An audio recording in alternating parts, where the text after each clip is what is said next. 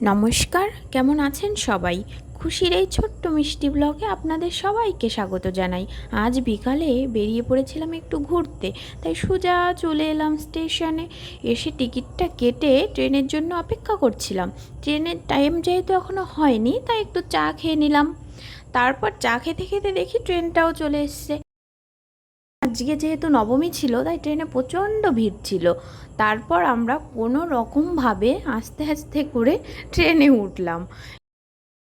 প্রকৃতির মনোরম দৃশ্য দেখতে দেখতে আমরা চললাম আমাদের গন্তব্যের উদ্দেশ্যে।